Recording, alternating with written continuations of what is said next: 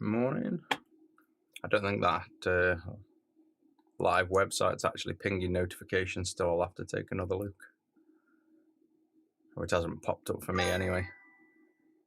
Oh, yours has worked then. Mine isn't working. Unless it pops up in a minute, but it's not doing it for me.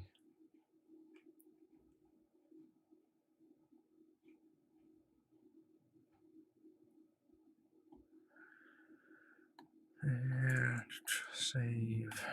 Right, that's Facebook Live. I think you. Oh yeah, we've got 9 already on YouTube. That must have worked. I was about to say I haven't checked if YouTube's live yet, but yeah, everyone's on.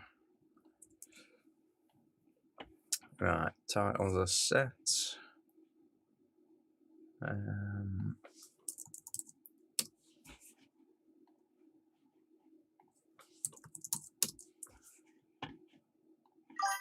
Yep, I think we're all good. Right then, so just another look at this Game Boy. The customer's got back to me. They have this adapter that I've tested that isn't faulty, so it was actually in the case, so there's no issue with that. They were also keen to see the difference between the dehum, basically, that what the dehum is doing, which is a valid question. And they wanted the fuses bridged. So I've just gone ahead and bridged the fuses. So I've bridged F1 here, which is the charger fuse, and I've bridged F2, which is under here. And I've just linked up this so it's easier to basically use while it's out of the case, if you will, so I can move things around. So I guess the first thing to show off is I think everything's fully connected. And if we turn on, yeah, so we've got audio. So if I plug in this and turn on, it says, oh, turn me speaker on at help. There we go. So we can hear this buzz, which we heard yesterday, and this is something that doesn't change with the volume wheel. Oh, well, it does, but that's like your normal background noise, if you will. And this is on full volume on a headphone. So I've probably got to put it close to your speaker, but this is like there we go, that's like, should be full volume for you to hear. That's basically just the background noise of the console sitting. Now, just get that gate a second. The noise isn't necessarily normal in a way. It isn't. So let's first hear how bad the Game Boy is without the dehum. So this is the level of noise, just so you know. That's like max up to I've literally stuck that right onto the speaker, so you should have heard that clear as day, and obviously it's not that loud to the ear. And now let's just take off the dehum. So all we need to do for that is probably take these 2 pins off, because these are the key pins. Let me actually go over to the scope as well. I want to make sure I get this done correctly. So we're going to detach these 2. And then bear in mind that noise you just heard. So if I just unflow them 2, I believe that is the 2 input pins that will matter.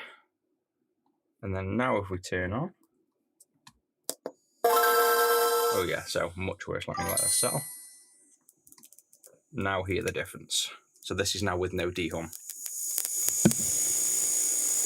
So that is significantly louder, basically. So you can actually put the dehum on while it's on, if you know what you're doing, basically. So I probably wouldn't recommend this if you're not used to it, but I don't know whether you can hear that noise anyway. Yeah, it's not really coming through the speaker. So I'll turn it off and blob solder back onto these. I should be able to do it without the scope, hopefully. That's that one.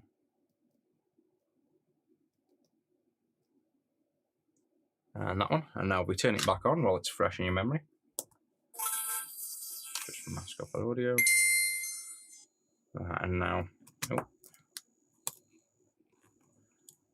you can still hear it, but it's very hard to kind of judge because the distance to the mic is like, pushing it up to the mic massively changes how loud it is.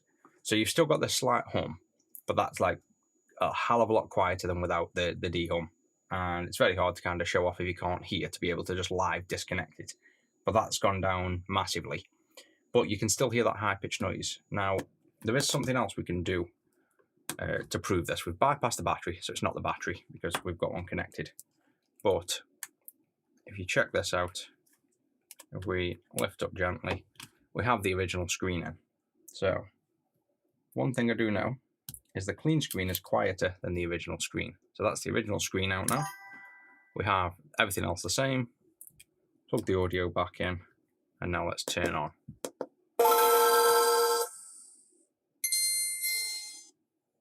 And now, absolutely and utterly gone.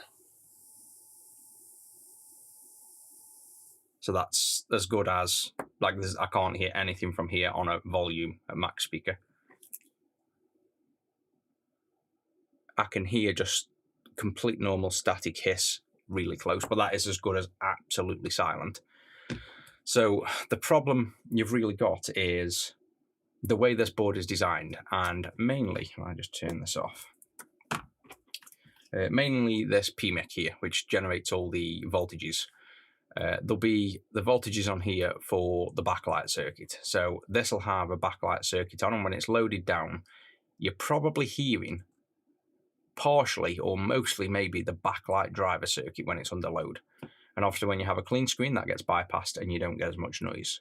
But because the customer wants to keep this as stock as possible, I think all it is the GBA with a de-hum, without a de-hum, is noticeably noisy, like it's distinctively noisy.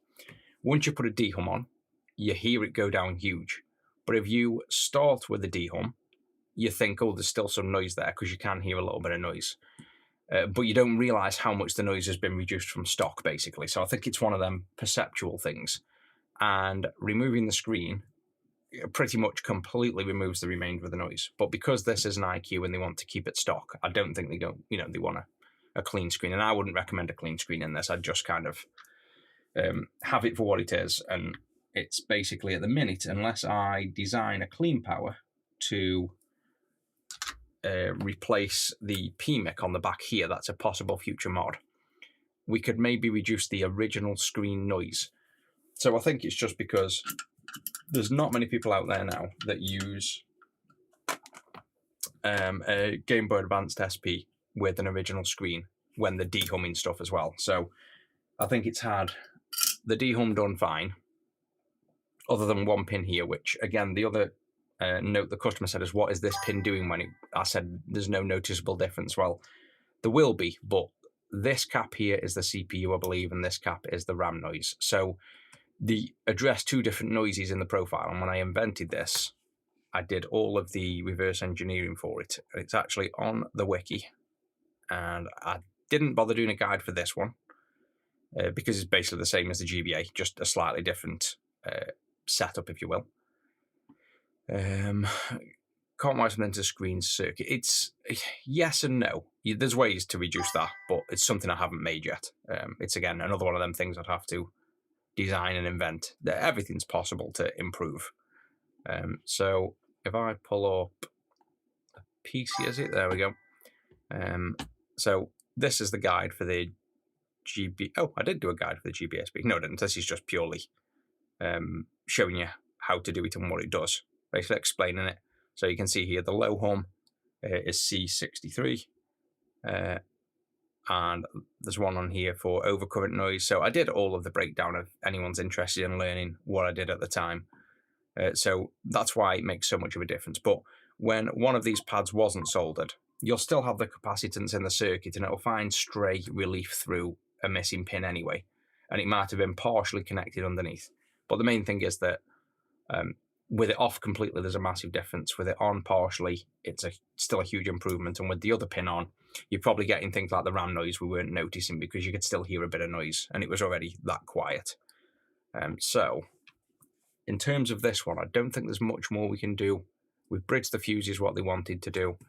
The EM filter here, I wouldn't specifically bridge because that might add more noise back to the circuit, because that's the job of this little filter. So we'll leave that intact.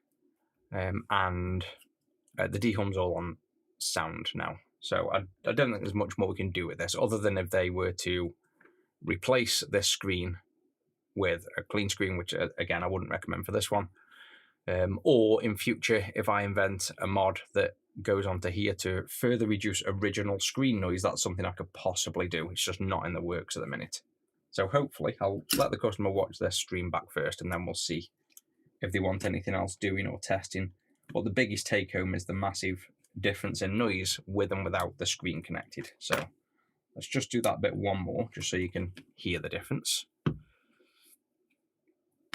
Oh yeah, I don't want to start making more mods yet for this. One of my biggest things was making mods for, if one person at all wanted a mod, I'd then stop and make it, and then every person would want something, and I'd end up just making mods for almost individual people.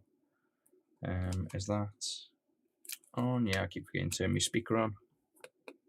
So this is with, probably go to here so you can see I'm not faking it.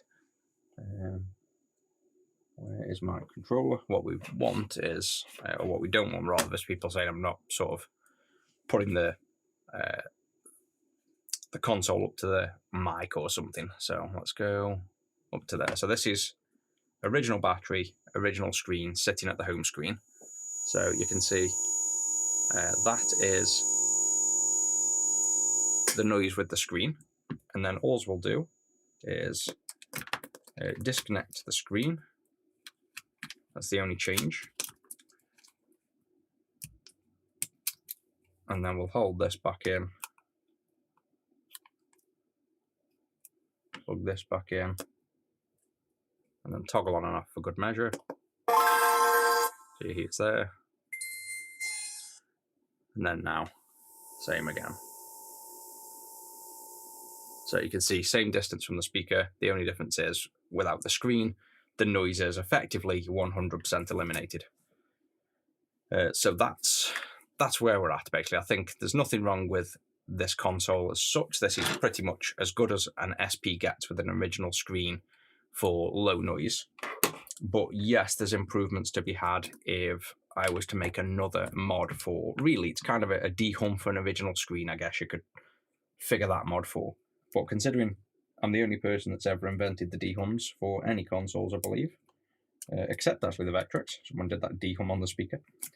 I don't think anybody is going to step in and make a mod for the original screen, so it's probably going to be something that people would have to wait for me to figure out, design and invent, which, if anyone wanted to try and make one themselves, my guess is it's going to be the backlight driver circuit for the...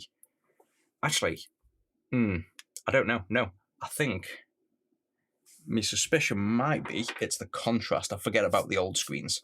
Similar to the Game Gear, the high voltage contrast pins that will toggle up and down. I'd say it's probably the contrast pins adding the noise because they're high voltage. But it could be also the high current noise, which is the backlight driver. So that would be my guess if anybody wanted to attempt to make a mod like that. So I don't think, like I say, there's nothing else we have or have invented that could assist any further in the noise reduction on this one. And at least it's had a good look over and the dehum fixed. And at least we've found the source of that remaining noise, because the customer sent me a capture, an audio capture, and that's pretty much the noise they hear, is that kind of slight buzz. It's basically the original screen. They did confirm they use original games as well, so it's not a flashcard noise. So I think we are hearing the exact same noise, and probably my hearing might not be as good as theirs as well to hear through the headphones, but with the, where are the screws? There we go. With the screen out, the noise is basically gone. No, they didn't mention about the headphones, but I'm pretty sure they recorded into a PC, like straight into a PC. So the headphones wouldn't be a factor in a sense, like they've done multiple recordings. So they're definitely hearing what we're hearing here, which is basically, as to be expected, I think is the answer. It's just a shame that the original screen adds the noise. Like, it adds significant noise to the circuit. But, that's why people don't really notice there's noise, because people that buy our dehung kit end up having clean screens. So you won't notice it, because that's the irony, is like I say, the clean screen adds less noise than the original screen. So that's all in. They also want to have a battery. Like, they want one of our batteries, so I'll get them a fully charged battery, not one I've jump-started. And they were concerned about shipping it back, but we are approved and registered to ship loose lithium batteries. So they were basically saying, like Australian Post, you can't ship loose batteries, which is true to some degree, but we're actually authorised through DHL to ship loose batteries. That's why we can sell these batteries and ship them international. So they will obviously get the battery anyway. I'll put the original back in the console for them, and I'll send them our battery, so it's their choice. What we don't want to do is send back this battery loose with all the Game Boy branding and it end up getting flagged for some kind of third-party sales issue or something.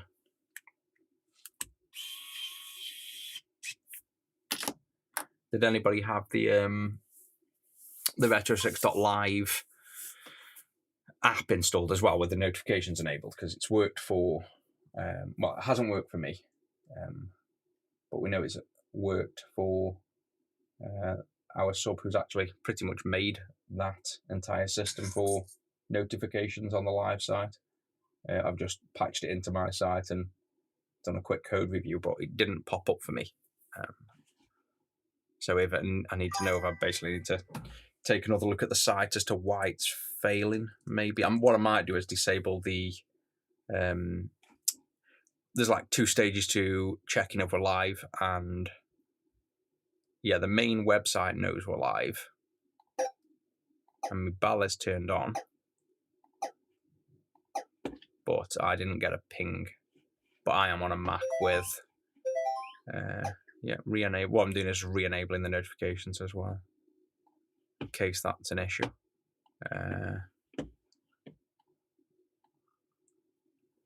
And let me check. No, I didn't get a notification anywhere on mine. So I think I still need to review. I need to add some test stuff to it as well, I think. Like, so I can test notifications and maybe just do a sub only going on and off stream, so we don't piss people off that aren't subs while we keep pinging. Oh yeah, I've made a mistake of forgetting to order coffee from Packed or Beans, and this is a bean from Sainsbury's again, but one with an actual roast date, a new one that's appeared. So I was like, oh, give that a try. It definitely isn't. It's no creamer. The only creamer that disappears within seconds. So they're selling something, but they didn't say roast date. They said production date. I'm like, it's a bit of a weird term. Why would you not say roast date? So I think it's just another way of trying to flog apparently fresh beans. So I need to order some today. But I definitely prefer dark roast. That's the one thing I have found. Is the darker the roast I actually prefer. That's my palate, I think. I always thought it to be the lighter roast, because I always like the look of it, and I think you think dark is going to be like, oh, it's going to be harsh and bitter and stuff like that, and it just isn't. So I'll be buying a ton of dark roast. I need to pay attention because I'm forgetting to put the battery screw in again. Yeah, I don't know why they do the production date thing. It obviously hasn't been roasted then. The production date was like, I think it was it's only like 2 months ago. So not at all, I mean, it's not as fresh as buying it from Packed, obviously, but you wouldn't expect it to be this flat, if you will. So I don't believe that production date for 1 minute. When you actually buy fresh coffee and you know what it comes out like, you can kind of tell a mile off it's not fresh. There's no real scent coming from it. The creamer is non-existent. It's like, you just know these things once you get used to it, don't you, I think? Drives me nuts with the GBA as well. Swapping between Tri-Wing and Posy. Right, so battery's in, that's in. Better give it a quick test before I... Yes, there we go. That's backlight on off. I wonder if I could invent a... No, I couldn't. I was going to say I wonder if I could invent like a post-fix thing for the audio to filter out the noise, but it's already coming out the speaker, so it's already within audible range, so we can't do that. I'll just show off my awesome Tetris skills a minute. And it ballsed up already. First drop. I should really get back into playing Tetris a bit because I am terrible at it. So brightness up and down work. You go there. Ah, nearly messed up again. You get in there. Yes. You won't fit in there. This is the... Where do people place these things? I can never find a good place for these. I always hate placing them. Ooh. There we go. Yeah, so this is... Good thing with Tetris test game. Start, pauses, so you can kind of see easily. Select, hides and shows the next one for difficulty. Then obviously left and right and A and B all do movements. Down goes fast. And then the only one you don't test is the up, which you test in the menu when you're on. So it's like a perfect tester game for testing everything in one go. So that's all good. Oh yeah, it's I'm still learning stuff about the coffee. Like when I've had that last bean dialed in and gone through. I brought a kilogram the last time, and it's lasted that long that all the grind was dialed in and everything. And I swapped this other bean, and then it didn't take me that long, luckily, but it took me about 5 grinds to get it right. And I ended up choking it at one point, and it reminds you that you quickly forget as well how to dial in your coffee if you just don't do it for a while. So it was nice to change the bean and then figure it out within a few grinds to get it pouring perfect again. Only to then be disappointed by the fact it's got no creamer in this bean. But luckily it was only a small bag, so I've drank it in like 3 days. So I'll be on to the next bag soon. Yeah, I mean, we could even, you could take it further and you could plug this into the PC, capture it, and then put it through a spectrum analyzer, or well, audio equipment has that, basically filtering out the frequencies, get like a spectrum analyzer, signal on it if you will, and find out where the exact frequency is that's causing that hum. And then you could do a notch filter on the audio. Now, you're going to lose audio in that range, but you could, you know, that's like your last resort, I'm sure, for any audiophile listening, and they'll be screaming at me saying, doing a notch filter on an audio output, but that's like your final resort. If you can't clean the audio prior to it coming out, and it's in the audible range, then your last resort is to, I'll get him a fresh battery, but I'll put that in there so I don't forget to swap it. Basically a notch filter on the very specific frequency that you're getting noise on to lower that frequency overall, and then from that at least you get rid of the constant hum. That's like potentially an option, but the proper fix is a bit more reverse engineering of the SP's original screen circuit and PMIC. Right, so we have now I won't probably be on too long today because busy work day, and I'm sure I'm going to be getting phone calls to assist with stuff. But we have, already got messages I need to answer to. We have a Neo Geo in at the minute. Have these been done? Add stickers. No, I don't think they're done.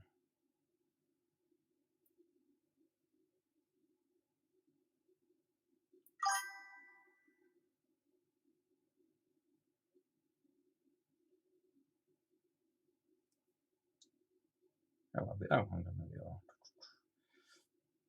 Stickers include 4 copies of games. Yes, that's the ones. I think.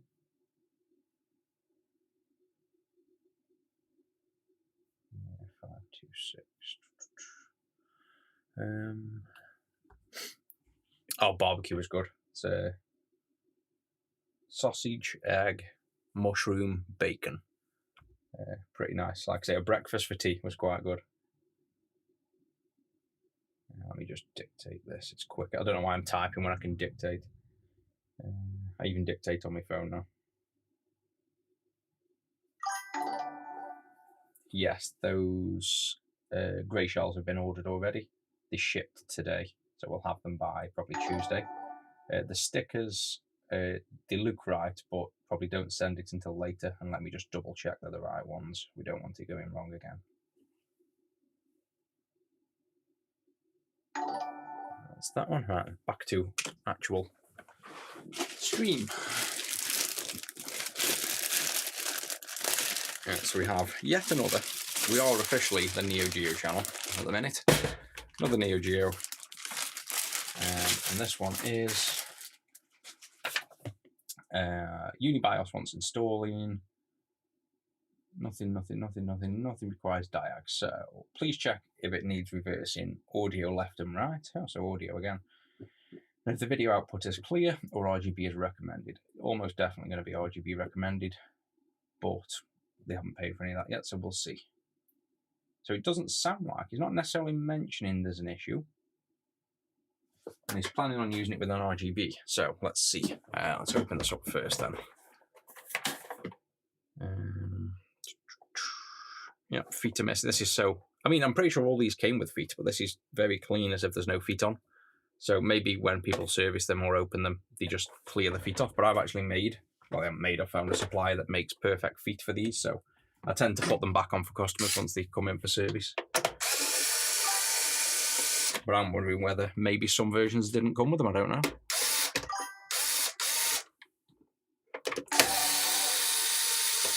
Ooh, there we go. A 7-month sub. You're only a few days behind, big bro.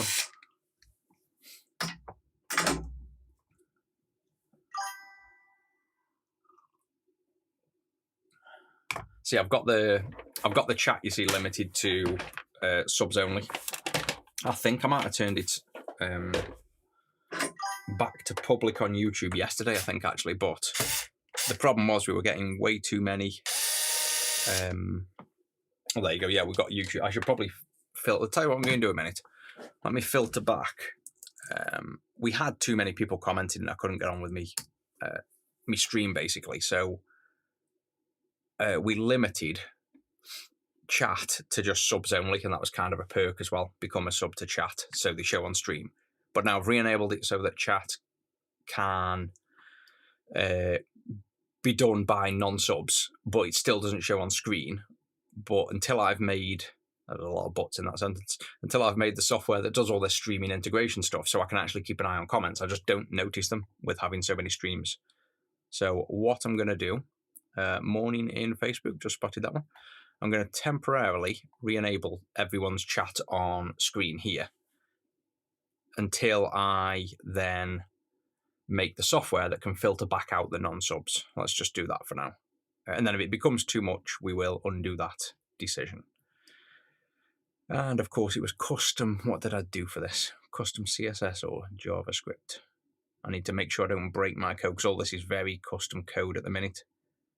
Yeah, display. Nice and easy. There we go. So if I comment out, there's things you should never do on live stream. Edit your code that's doing the chat on screen.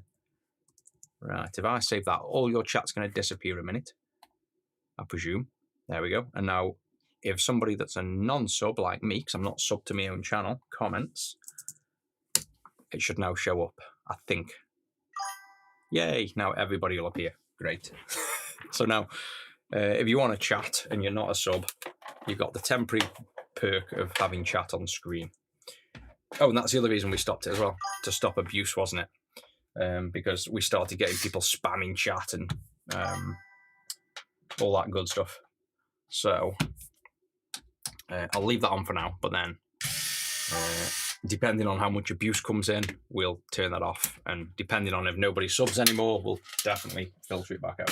There's got to be some perks for the subs.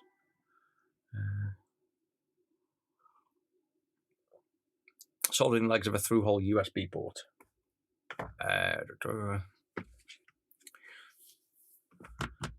haven't even got it. I mean, you're probably going to have to tell me what the difficulty in doing it is or what specifics you want to be shown that, because a through-hole USB port is pretty much the same as a any other through hole, or you're thinking some maybe, what am I doing? I want to power this up first.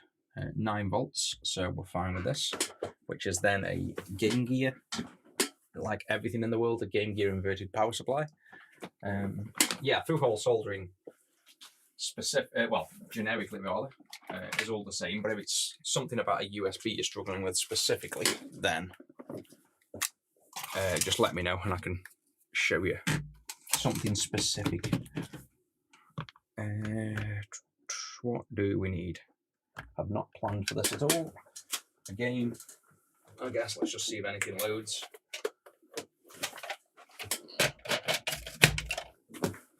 RGB cable. Morning, welcome in. I should really get the stream software written, but I'm fighting a Game Boy Color clean screen at the minute still. The LCD is just an absolute nightmare. It does not want to initialize, and I've been wasting days on that at the minute. So I think after that I want to try and get the stream software done, because it'd be cool, but it's again, it's having the time to do all this stuff. Oh, I can put it on. Oh, actually, no, I'm going to put it on CRT first because that shows up more. Can we move this around now? Yes, look at that. So RGB, this shows more things if there's issues. Power's in and on, that's in. Yeah, so we have issues with missing graphics completely, which is, I won't remember off the top of my head, but hopefully on my wiki it'll point us straight to where we typically see missing graphics. So every graphics issue on a Neo Geo is usually fairly distinctive in some way about where the issue could be. So it kind of leads you down certain paths. But before I even do any of that, I can plug it into the OSSC now so we can get it on screen instead of there. Let's just double check that works. So turn on, yeah, there we go. So we can look at it on here as well. So now, just a visual inspection is the first thing. It'll never be caps, nothing ever is. It'll just be, these can be really sensitive to, hide that one out. They can be really sensitive to just fluff, if you will, on the chips, basically like white powdery fluff, which can cause bad connections or dry solder flux from the factory. You'd be surprised how sensitive they are to what would typically on a normal board not look like a problem.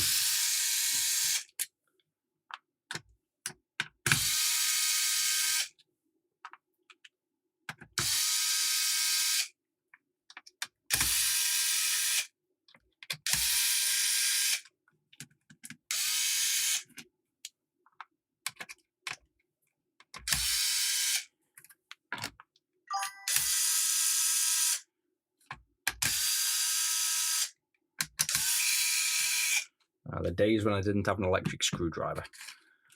Can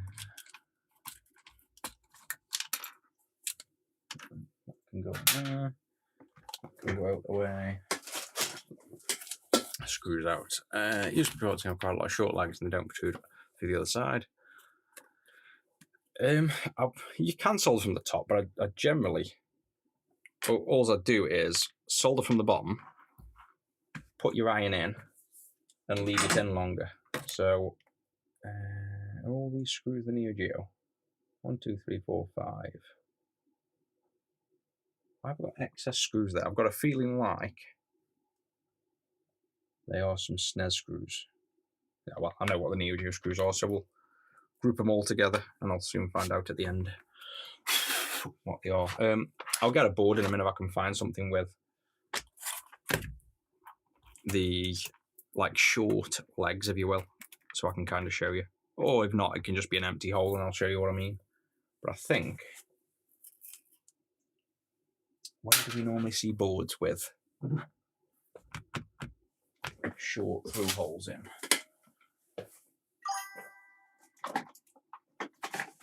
See, everything I do now is pretty much surface mount, so there's rarely a time where I have stuff with through hole. So probably mean, I can make it up with this, a faulty board. Move them out of the way 2 seconds. Go to the overhead. Right, so we've got through holes here, about the only thing I've ever made with through holes in at the minute. And they're flat. There's 2 through holes on this switch. So let's say, and this is a 3-ounce copper PCB, so this is really, really heavy. This will be an interesting test for the JBC because this is the heaviest copper thickness board I've ever made. This is 3 ounce. This is ridiculously thick. So this will eat up the. In fact, do we get the for this test? Let's see the power pumping through. I'm going to open up the B-Iron software I'm in, see if we can get this on screen because I'm going to be interested in this. This is going to be an incredibly heat-sinking board, if you will. Like this sinks as much heat as most modern consoles because the thickness of the copper. Which will also help me demonstrate how to solder from the other side when it's short pins as well, so it's probably a perfect demo. Got somebody texting on, emailing that they're on stream trying to message on. Yeah, I can see the name inverse of 0 now. Yeah, that's why we fixed that now. It's just chats are enabled but not on screen, and I wasn't looking. Let me just shut my gates as well. I never shut them. Oh yeah, I ordered Huel as well. I used to order Huel a while ago when I was trying to be healthy before I even managed to lose any of the weight. And then something popped up on TikTok the other day with Huel, and I was like, oh, I forgot about them. Just like the dried pastas in bags and stuff, like convenient for if you haven't got much time. So I've ordered some of them off TikTok. Right, so I should be able to now just show the iron. Of course not. App capture, JBC Iron. Okay, we've got toggle monitor, LG, HP, there we go. Right, so this is the iron, this is the app, and it's connected. So you see when I lift up now, I even forget, I haven't used it in that long. The blue is the power, and the red is the temp. So now the iron's up to temp. So let's just see out of curiosity how much power this is going to use. So the blue, the Krillin power, as we call it at the bottom, normally barely jumps at all on this iron. I'm going to bet this is going to jump right the way to the top. Yeah, look at that. But it's done it already. This iron is genuinely insane. Like if you know this board and you've ever tried to solder this, then it's absolutely ridiculous that it's managing to do this. Oh yeah, I'm sure the Huel isn't that healthy. I've just got them because I fancy, having some of them for a short while. They're all going to be processed shit, I'm sure. Right, let's see if this can desolder wick under here. Oh my, that is ridiculous. That's just sucking the solder out like this is a normal connection. That is absolutely ridiculous. Like, you cannot appreciate how insane that is unless you've tried to desolder one of these. Specifically the Sega Saturn boards, that's ridiculous. Like I say, this is 3 ounce copper, and this is a small battery powered. I know it's the biggest battery powered JBC iron, but this is a battery powered iron with a small tip. It's not even a large tip. That is just absolutely ridiculous. Like, I can't get over that. You can see it takes a bit more time, and the power, look at the power actually, wow. Yeah, I just noticed that I've never seen the iron push that much power before though. So that's a sign that clearly it knows though that this needs the power. That's why it's pumping it. So we haven't even used flux either. A lot of flux on there maybe. Yeah, the fact it detects that this is a heavy duty pin, but the fact it can just do that is, yeah, I am very impressed. So that's now completely removed that. Let's go back to this, and looks like we can get every last bit of it out. And then this would just drop out, I guess. Yeah, that's nuts. So yeah, and other than me being ridiculously impressed with a small iron taking off what doesn't look like a big thing, like you're just seeing a pin, oh, that's not that big. It's the fact that they're basically normal copper PCBs are 1 ounce thick, it's called. So you get 1 ounce ENIG PCBs. So below this white, you have, this is the silk screen, the insulating white. This is your main board called the pre-preg. This is like fiberglass. And then below the white is, we get the grinder on the go, is copper. So see this, like, you can almost see the copper hint below. And even the silk screen is thick on this. So you basically got your copper below there. And that's what's also exposed in these pads. So these pads are where that white isn't. And that's like, this ring will just be where this white isn't. So that's the exposed copper. But then this copper now is 3 times as thick, if you will, than what almost every other board is. That's why you can kind of see how you've got this white reflection here, that you can actually see the highlight in the trace as if it's almost 3D. It's because the trace is that thick. So that's why you see that kind of, you know, a literal, well, you can hear it as well. So if I go to the mic and go over the trace, can you hear the physical indent there because it's that thick? So this is a crazy amount of copper. And the fact that this iron's just taken that like it was nothing, it's just ridiculous, that is. So if this was a USB port, and say these pins are going through, and you're saying they're not sticking out much. So if we were to bring that up, all I'm going to do is cut it almost flush with the plastic surface, and then I'll show you how I'd solder them. So I'm going to go, instead of going here, which is totally flush, I'm just going to go here. So, oh, this is probably going to ruin me cutters because this is really thick. There we go. So that's just protruding through. So now if we were to put this back in, and you can see then one will go through, and the other one is, where's the focus there? The other one's like recessed right in. So let's just get this soldered in first in place with the existing one, and then I will show you how to solder the other connection that's recessed into the hole. Oh, that's good enough for position anyway. Oh wow, it's right in there. I'll definitely cut that nice and short.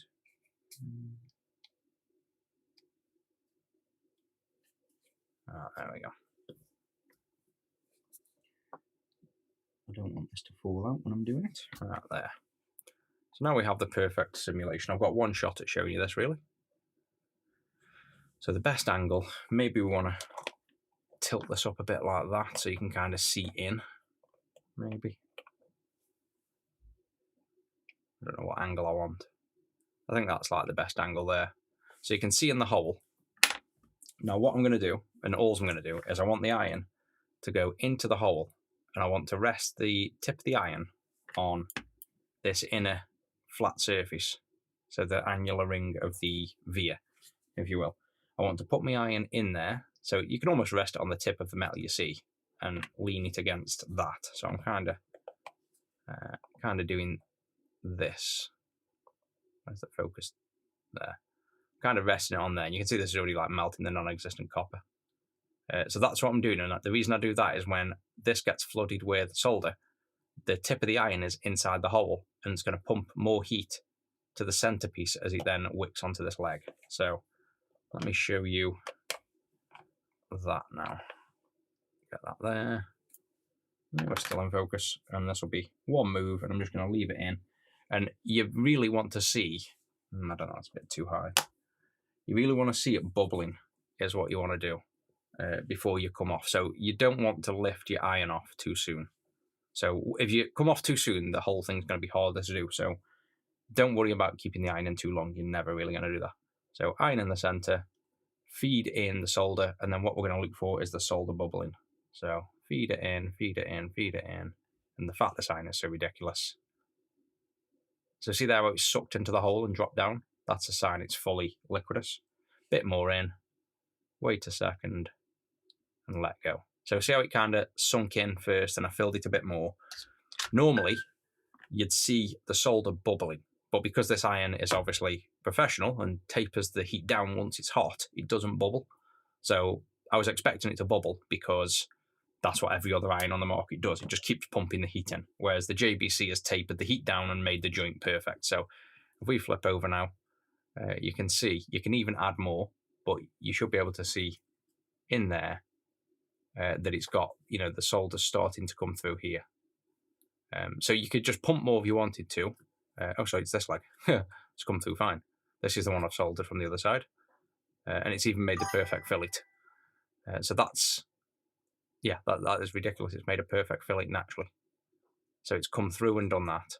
And that's on this leg. So that's all I'd do. Morning. But bear in mind, like I say, this is using the JBC iron. So normally you'd have this bubbling instead. And it wouldn't be as clean as that went in. Like you wouldn't see it just going naturally, not bubble and just work so good. That's part of the fact the iron's just so ridiculously good. But yeah, that's how I'd do that. So he can go back in the broken bins thing, and we'll get onto this Neo Geo. Oop. Back in the cable.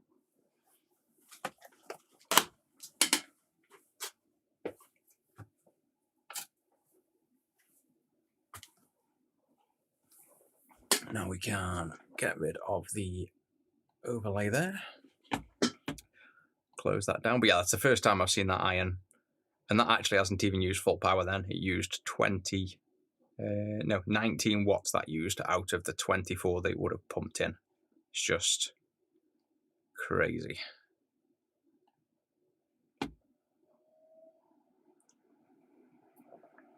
So, visual inspection time on the Neo Geo.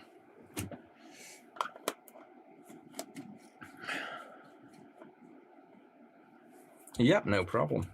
It's my side quest for the stream. There'll be no more side quests now because we've got to attempt to get somewhere with this Neo Geo now. So I'm just going to do a quick visual all over. The key places I'd normally look is up here on the LS. I always say it backwards. I normally say no, I don't actually. I normally say it right with LSPC, but think I've said it wrong. Like I think I've said LPSC, because at some point I was making all the docs on the wiki and doing it backwards. Somebody's been here by the looks of it trying to fix this, maybe, because this doesn't look like factory flux. When you've seen it, you'll kind of get used to it. And this is some of the pins that would be involved. So maybe a little bit sus there. The other ones that would matter is these. These are very common. This one and this one. I think it's the... I always get them mixed up, but one of them's SV RAM, one of them's some other RAM. This is pallet stuff. That's not good. Almost definitely. Has this got further digital zoom as well? Yeah. Yeah, so look at that. So let's go under the scope. And that is definitely not looking healthy.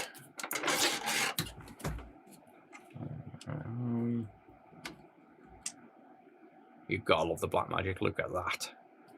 I mean, we're not even zoomed in fully yet. Tell me that isn't the best microscope footage you can get. So that is a clear sign of trace rot. And this is the perfect example next to it here. See this dark green? When you're looking at traces and trying to say what's rotted, this is what you look for. It's black or dark green compared to the light green. So that's like your perfect example footage. And then this is, I don't know what that is, but you can see you've got black here as well. So it's almost definitely going to be, well, this is not going to be good. So you can scrape through. The fact that that silk string comes off so easy. And you might find that there's no trace damage on that. Yeah, and that one doesn't look good either, you're right. So you've got this one here. See the start of it? The most damaging part is, see that little black? Where the silk screen disappears, this little dark ring around the... So you've got the solder here, then you've got this, see the gap between this green and that. This is where the silk screen no longer is. That's why the copper's exposed there. You can see the trace turn into gold, turn into silver. So these can fracture on that gradient between silk screen and no silk screen. So that one might be bad. There's a dot down here. There's dots there. So there's quite a few issues in this area, and dots there, enough that I'll take these chips out. But for now, maybe I just attempt to fix it, just again in the interest of being lazy. Maybe I just attempt to fix that trace first, if it is indeed broken, and then take it off after to do a proper job, but just out of curiosity to see if that is the issue. But I don't know where the trace is going off the top of my head. I'm pretty sure it just goes between these, like I think this pin goes to this pin off the top of my head. I think they're linked. So that one doesn't, but if the one next to it links, yeah, so that links, that's definitely meant to be linked. So I bet if we bridge a wire from here to here, it'll probably work, but that's clearly not going to be the fix we do, because that's a shit job if we do that. So I love this microscope now. It's mine, and I'm quite happy now with the side view as well. Now we've gone back to this camera, and I can use my little zoomy in and outy. Like I can just go, oh, let's focus in down here to get a different angle and stuff. I know this is probably not going to expose because I've got the lights, but the fact we can do this, and I've got my little zoomy camera back, I think I'm finally happy with this setup. Like the side view is now fine. The microscope's insane now. And I can actually work then under a microscope. So let's just tack a wire on here quickly to here to see if we found the problem. And then he wants a UniBIOS, which we'll do. And the RGB, we'll have a look at. It's a, oh, actually, it's a 3.4. He probably doesn't need anything doing on the RGB. 3.4s are pretty good for the video output, but we'll take a look. It's all dependent on his preference. I'd always recommend getting with a clean RGB cable, but he's already got a retro something. I always forget. Retro Vision, is it called? Or retro? I should know. It was the ones I used to use until I made my own. What are those other RGB? Well, what's the most common RGB cable for the... No, it's not Retro Tink, that's the receiver, it's a cable. I think, oh, actually, no, I think he's on about the shit ones. The HD, no, because he said, I'm going to have to look up now. I should really just use some flux. I'm being incredibly lazy here.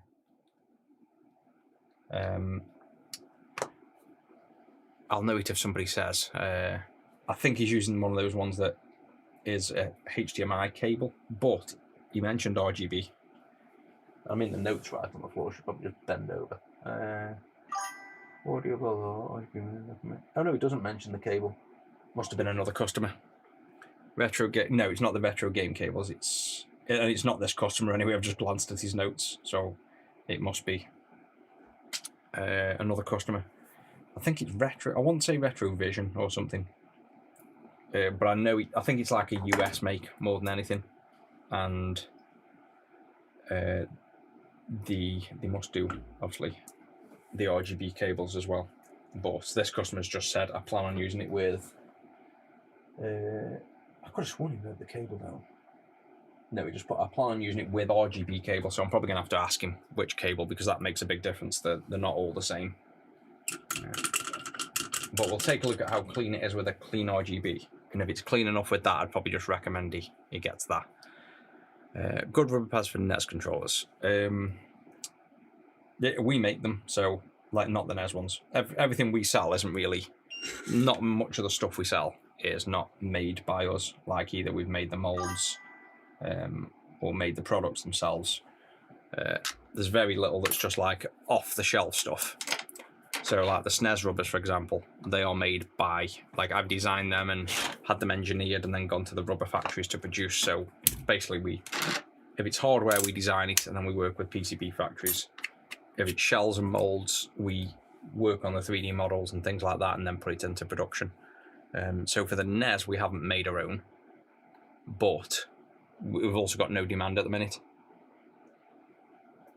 I could have generic ones like anybody could source, but that's not what we stock. So if I was going to stock them, I'd probably be making them basically. And we have to make like rubbers, we have to make 5,000 at a time. So it's quite a big production run, and I don't think we're going to sell 5,000 NES rubbers, unfortunately, unless, again, we get some big demand like the SNES. So let's see if this has fixed it. Blue screen. Made it worse, unless that pin isn't meant to be where I've soldered it to. I was making a presumptuous guess. Yeah, there you go. So, fairly easy to fix. Now we need to do a proper job, though.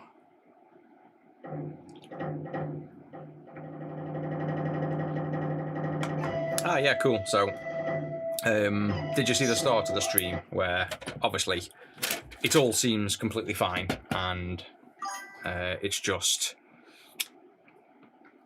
Oh, yeah, cool. So, basically, the audio's fine. There's nothing wrong with it, but the original screen is what's adding the noise to the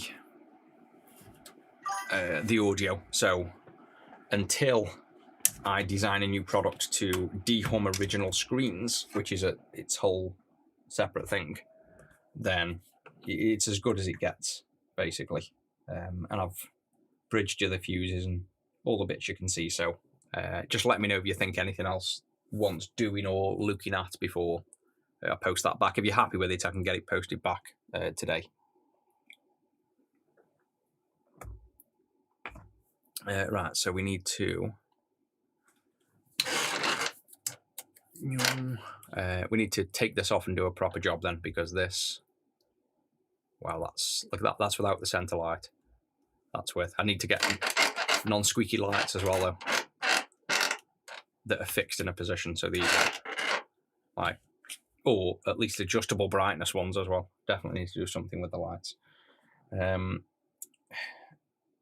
don't know, do we take these chips out and socket them? Or do we actually... Yeah, I mean, it's the right thing to do, isn't it? They're messy. I can't leave them. As much as it's fixed in a way. And yeah, I'm gonna take them out. It's not really acceptable to do a half-arsed job like that. But yeah, that was at least it's fixed. We know now. All we've got, the iron got stuck. All we've got to do is socket these two and socket the BIOS here and put a uni BIOS in. And then obviously we'll do a visual inspection all over after that nothing else looks bad. So let's start with getting these chips all out. So I'll probably... My favourite way off stream is to just blast these things with air and get them off nice and quick. And when I'm on stream, I tend to, I don't know, maybe not be as aggressive as I would be off stream in a sense. In the fear that, oh, I might do something, but it's like, I don't know why you'd do that, because you should just have confidence in what you normally do. Like, I know how to do the job, and I think sometimes I take longer on a stream, or I'm more delicate than I am when I'm off stream, and I should really just do exactly the same, because I'm a lot quicker at working off stream for that reason, and it never goes wrong anyway. So, famous last words. Let's just do what I'd do if I wasn't on stream. I'd just come in from top and bottom of this, blast it with air, have the confidence I'm not going to screw it up, and lift these chips out. So that's what we're going to do.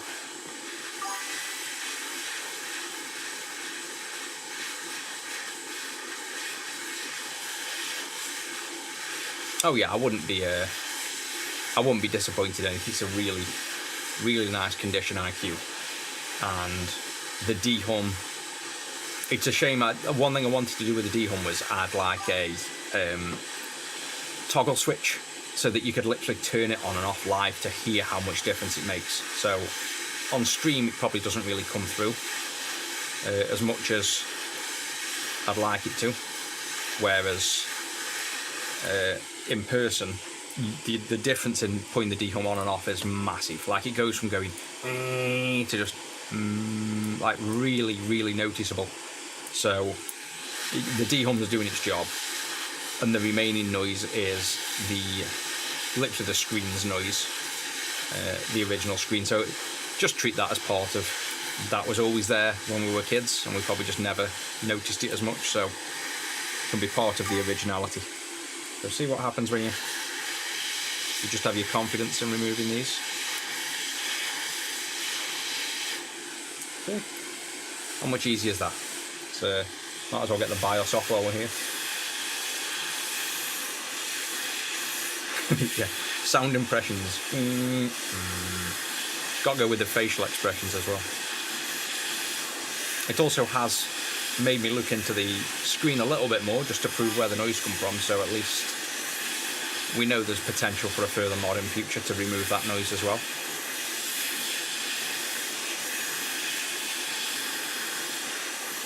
Oh yeah, it's a good job we removed them chips as well. They're looking nasty, I've just noticed. I'll show you in a minute. Yeah, so this is how, and you know what, I think it was me killing all them Game Gear VDPs that lost me confidence with the hot air a bit. So I'm back up to 480, which is my all-time favourite. 480, 120% airspeed. This is what I did all my work with before, everything.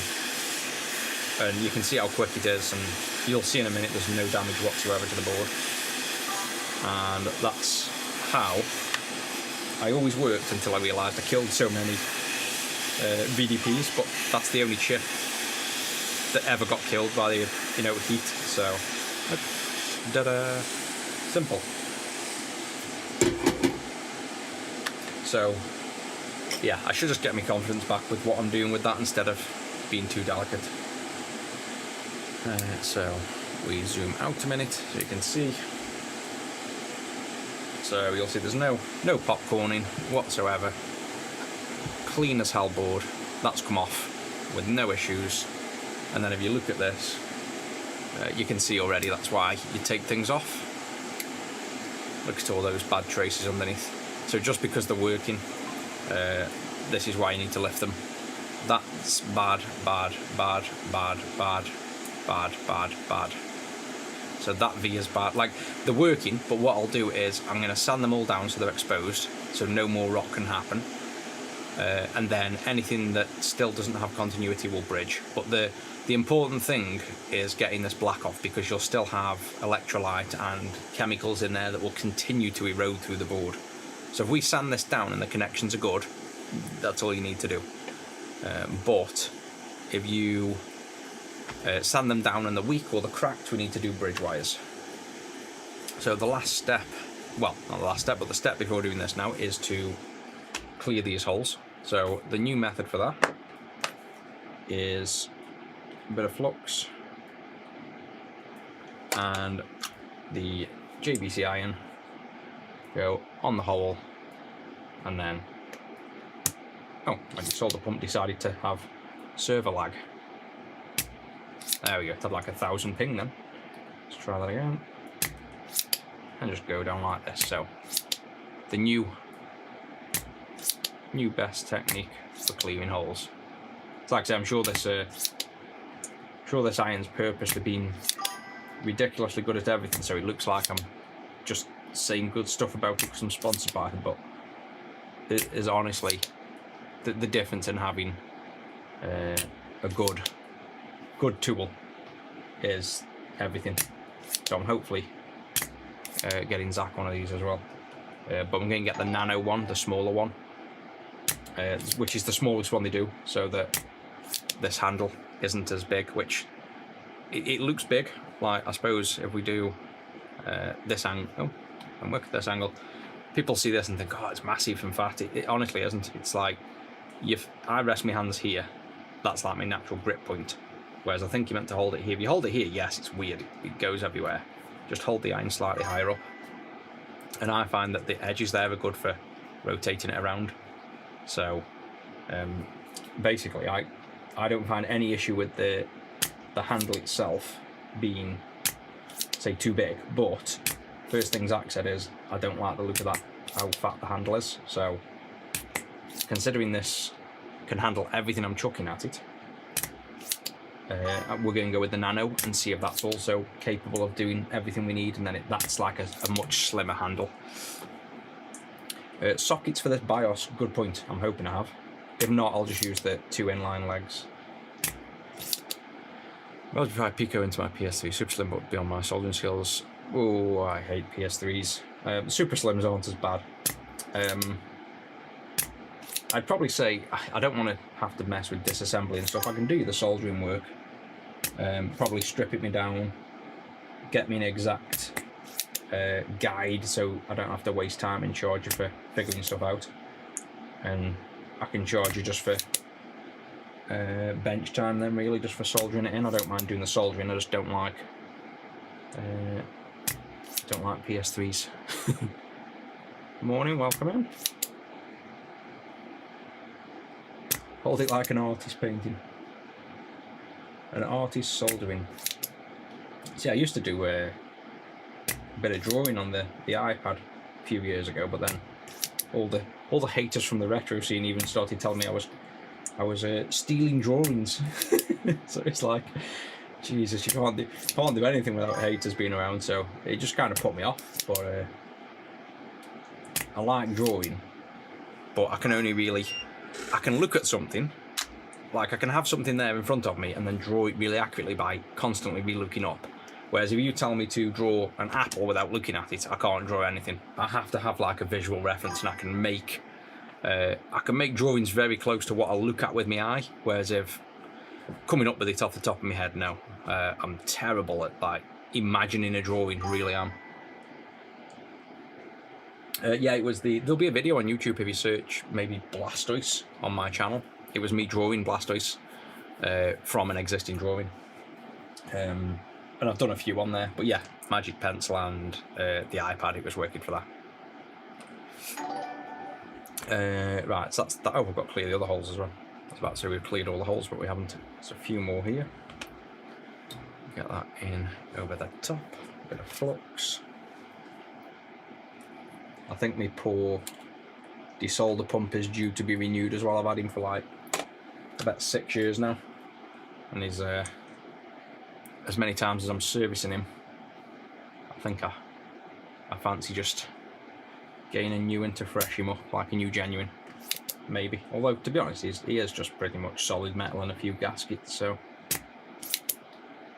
doesn't really need replacing, I guess.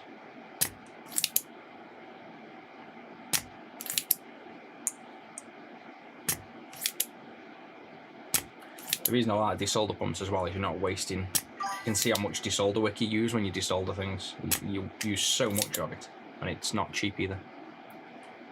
Which also, coincidentally, I am selling Good Wick soon. So the good brand desolder wick from Japan. Again, people have started asking for that, so I've got. I think it's coming today actually, so I'll list it on the website. And then again, that's another thing that makes a massive difference, having good quality desolder wick.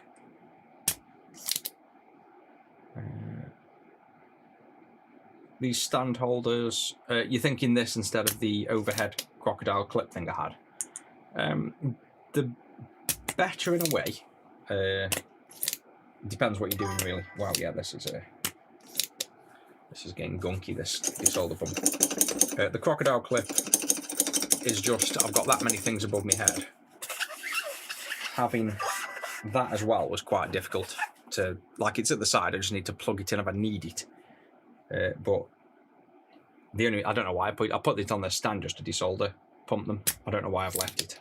Like, I could just take it off the stand now, I'm just being lazy. But there's no reason it's still on these stand legs. But they're both useful for different things. I'm going to try that fake one. Where's that mechanic green one gone? Oh, I don't know if this is just getting a bit cloggy. I think it's got like a bit too much oil and gunk up.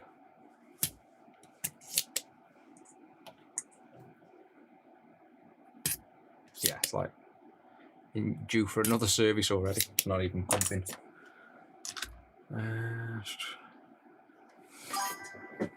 Oh yeah, they definitely got more stability on there, that's for sure. Where's my other pump gone?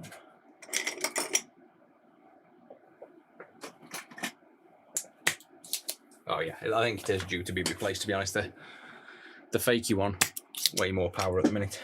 Or it just needs a good service, but I think maybe the rubber gaskets are what's on the oh Jesus. That was a bit aggressive. Oh yeah, this is nowhere near as good. I mean, it's powerful, but there's nowhere near as much suction. It's very noisy and shaky, but not as, like, it's obviously doing a better job because it's going faster, but I can tell using it, it's not generating the same level of suction.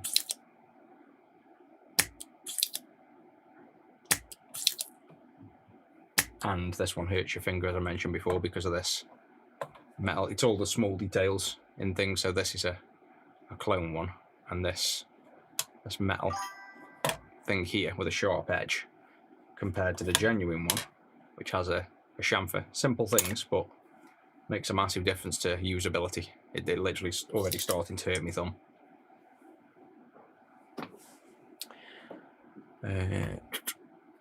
Rebuild kits, they might do. I mean, it's just a rubber gasket I can buy for sealed air. I think it's more I've bent this tube slightly. The problem is the metal tube that goes up and down. It's only aluminium, and I think when I was servicing it one time, I accidentally bent it slightly. So then, you know, the smooth action of it going perfectly up and down, I think it fights its own shape. So I probably should just buy another one.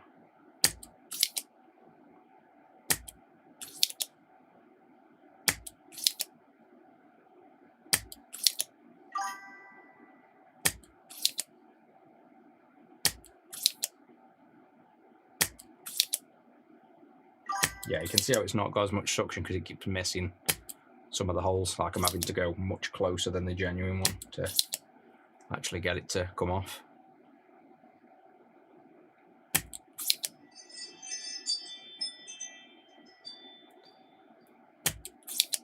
Oh yeah, you can. I could do this quicker with desolder wick, but I just decided this way this morning. And also, with desolder wick, you're dragging over the board sometimes as well. So, in fragile areas, you could do more damage to traces. But I use all the methods. You'll see me using all the methods basically.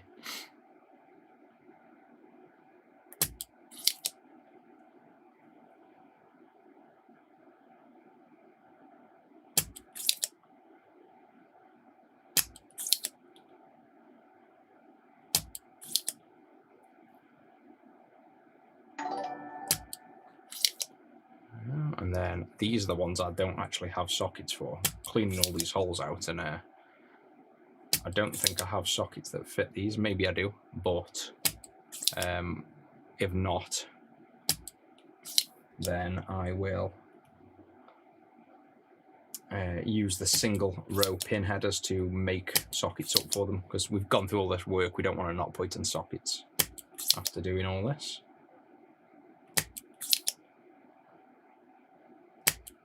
And then we need to sand all these.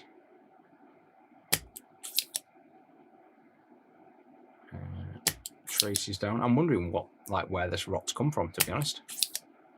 I'm just looking around and thinking, I think maybe again, liquid's got into the cartridge connector, which is near it, and it rolled and settled here, and then eroded over time. Because something has got in there and contaminated it, that's for sure. On your last three. Yeah, this fake desolder pump is nowhere near as good.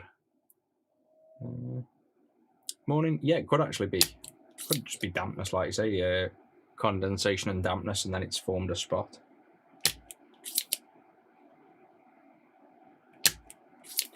Right. Give this a blast of heat a minute. And wipe over.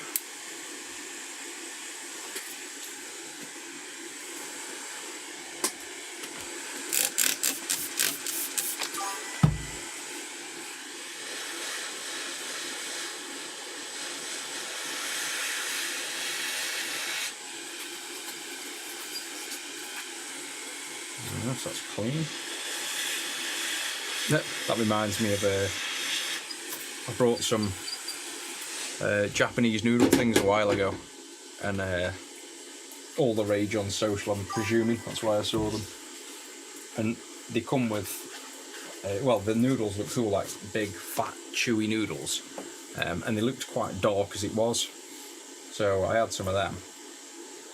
And for 3 days, I thought I'd got like a major bleed. Everything was coming out the back end pure black. And I was like, oh, that's not good, that's blood. And like me didn't bother going to the doctors. Like, I kept saying, oh, I should probably go to the doctors, that's not a good sign. And left it for 3 days, and then it just all disappeared. And about a month later, when I come to have another one, I was like, I opened the bag, and there's a bag in that says do not eat.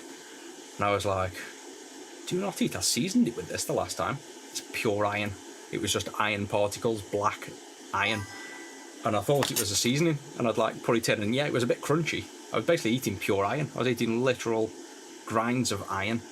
And then when I googled it, apparently that's like another silica gel alternative in Japan. So what I'd done is just eaten sheer amounts of raw iron, and then I was pooping it out for days. So if you ever get black poop, check you haven't just eaten a load of iron. Probably did me good for other things though. But yeah, that was that's how much I look at things when I'm doing stuff. Right, so we need sockets now.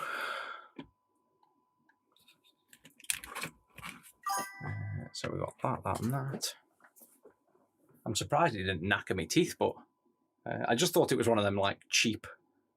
I brought it online. It's a cheap noodle thing. It's just a bit gritty. Maybe I haven't cooked it enough. But no, it was literal metal I was chewing instead.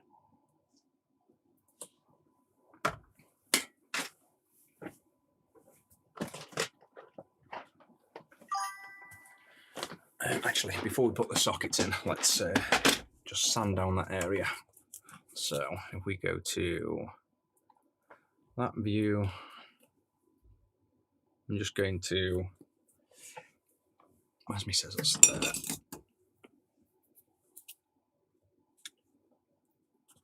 So that wide.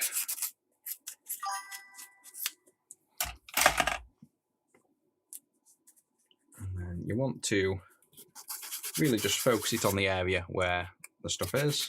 Buldak, that was it. Buldak noodles. Yeah, I'm pretty sure that was it. Oh, actually, no. The Buldak are the hot ones. I've had them. But this pack was like, they were like this thick. I don't know. Like almost like this thing, but not that big. They were like just big, fat, chewy noodles. Not even noodles, really. Almost like just thick sheets of solid pastry gooiness. It was like a gooey noodle, is what it was. But yeah, I've had the Buldak. I didn't even think they were hot. I've had those crazy hot ones. But like I say, my taste buds are completely destroyed when it comes to heat.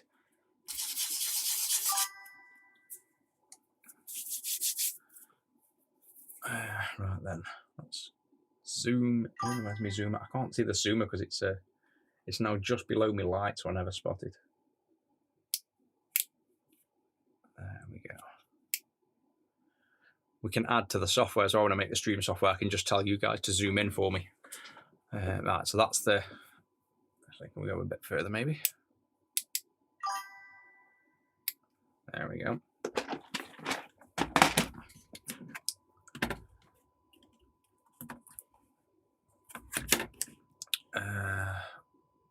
That will have been the broken trace.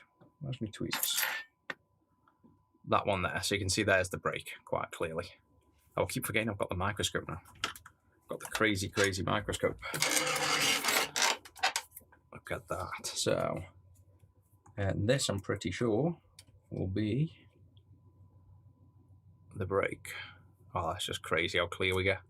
Where's the break gone? There. So I would say that's the break. See how it almost looks like just you've left silk screen on it.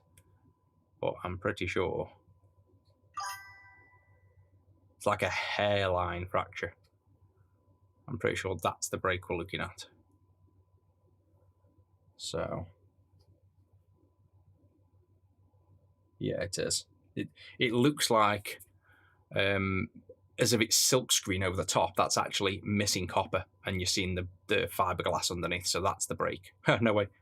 This is how clear it is. Look at the, where is it? Look at that. Look at, oh no, it's gone. Did you see on that hole, the perfect ring light then? I was destroyed it pointing at it. You could literally see the ring light in perfect focus. Can't believe I just destroyed that. Let me see if I can put some IPA back in that hole. See it there, just about showing now, that little circle, but it was full and huge and perfectly in focus. That was crazy. I was just going to say, like, look how in focus the camera is. Yeah, you can just see a small bit. But this is all good traces. So luckily we've caught the rot, I think, before anything else. I think the only one is the one we know of, which is this one that's been eaten through, which goes to that pin there. Yeah, look, you can even see the IPA just swirling. That is just ridiculous. How can you see just natural convection of the fluid? That's like an orb. I should just make this a live stream, just leave it running permanent, just a spinny. That's mad. Where's the motion coming from? How have we got permanent, constant motion of particles in that? That's wicked. Forgot what I was doing now. Oh yeah, so that angular bit's destroyed as well there, but that doesn't matter. So see, that bit's missing, but the rest is intact.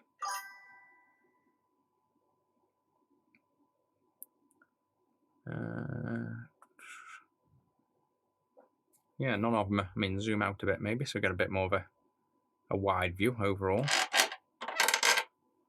And yeah, half of an annular missing there, but that doesn't matter.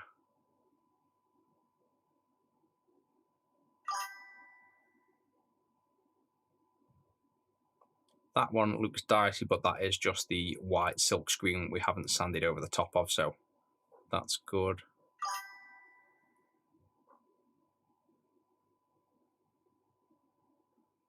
The trace that's missing is it stands out like a sore thumb as soon as you go back to this one. And we know it because if you remember, this was the fat trace that was all corroded looking, and then this one was corroded looking here, but it's not actually broken here. That was coincidence. So we were just really lucky when we spotted it. It was actually under the chip where it was rotted here. Well, actually, yeah, it was under the chip because there's the silk screen for the chip. So the chip was covering the break here, but it's actually fine underneath. So yeah, I think I'm happy with that. There's no damage to any other pins, luckily, so we don't have to do any trace repair except the one we already did, which I suppose is best to maybe count. So the chip will start here, so 1, 2, 3, 4. Fifth pin needs to join to fifth pin, which we'll do on the underside after for neatness. So that's that. I suppose we can go to the normal top down for the other one, but the socket here looks perfectly normal and clean, so there's no issues there. So we're good to hopefully chuck 2 sockets on this, test the RGB, and we're good. Yeah, so socket for the BIOS, no problem. These are the ones I'm not sure whether I've got. Oh, actually, I think we're lucky. I think these center ones, edge ones, yes, we've got them. There we go. I mean, I did obviously make this kit. This is a kit I've made for that reason. I literally used the Neo Geo as one of the examples where I wanted to make sure I'd got all of the connectors for it. But then I didn't do the one for the 68K or the sound card. Yeah, I got the BIOS ones. Just chuck a bespoke order item in. So send in services, bespoke order. Just put £0 and put Neo Geo socket. And then it'll show up then for packers as a line item when they scan it, so it won't get missed. Right, so we just need to solder these sockets in. These are nice and easy if anyone does them. Zoom out.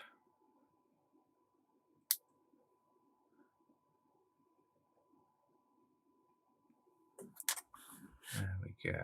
So I make sure it fits in flush, which it does. Hold it there, flip over, and then this is where I just hold it with my hand to keep it in place. So I'm just literally, actually probably easier to show you like that. I'm just holding it in my hand like that to keep it flat. And then what I do is I get some solder somewhere nearby, get the iron, and then I just get some solder on the iron. Now this is going to be a dry joint because you don't have flux. And I just try and blob it on one pin, just enough to tack it in. And then I do it on the other pin while I'm holding it, just go the opposite corner and just try and get it to tack. And not do that.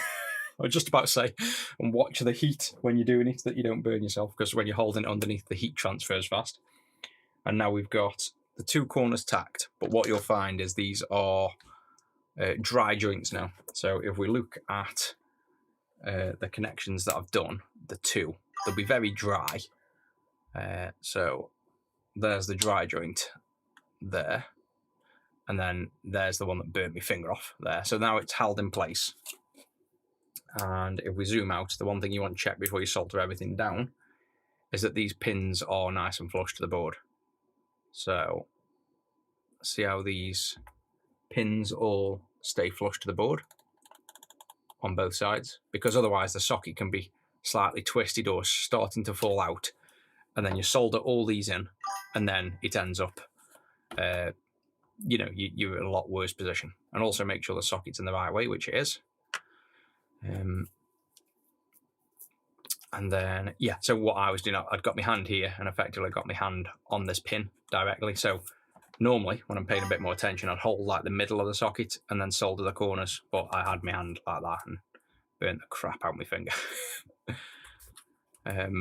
Oh yeah, I used to burn myself way more on stream than I do at the minute. Yeah, this iron goes into, I didn't think it did, but it goes into standby straight away. Like you do that and it goes into standby like immediately. So if I put the JBC Iron app back up and overlay it again. So see how it says hibernating at the top left? Pick it up, working. Put it down and it takes seconds and goes back to hibernating. Like the last time I checked it, it took like 3 seconds, I'm sure. So maybe because I've only just picked it up to work, it presumes I might be working. So maybe you have to like, oh there, hibernating just so picked up. So working away, and then place it down. So I must have been lucky the last time. Maybe there's like a cycle where it waits. So it looks like about maybe 10 seconds, doesn't it? There you go, and hibernating. So you don't even need to put it back in your tray. Like, you can leave it on your desk, and that's what that cap, which I think I put in the box. It comes with like a little cap, and I said I wasn't sure what it's for. You could maybe just have a cap on your desk or when it's sitting about if you don't want to use the big stand. So that's what that's for.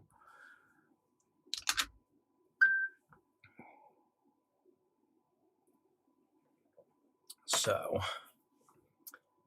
hide that. And what were we doing? Oh yeah, I was just going to finish the soldering off of that socket now. So the other side, go over the top. I think this is the one. Yeah, so a bit of flux running down these pins. Tell you what, shall we do a microscope solder job just so it looks cooler? Get some of that on. Switch to the microscope and see how well I can solder.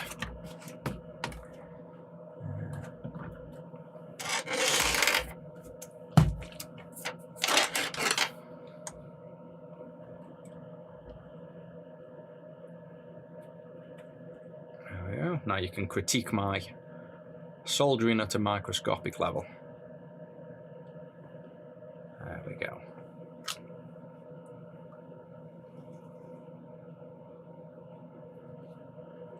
So I better actually do a good job this time now. I mean, the thing is, it makes it just so ridiculously easy with this iron though. It's like, you don't even have to try. I mean, there you go. Let's reflow that one. Now we've got it. Just look at that. Can we get a better visual maybe? I'm going to get accused of falsely advertising JBC at this rate. Yeah, look at my thing there before I destroyed. There's the ring light. No, destroyed it again. How it's come back. That's just crazy. That's my ring light. Like in perfect focus. Let's go even closer. I'm more interested in the JBC and my ring light. Look at that. Closer.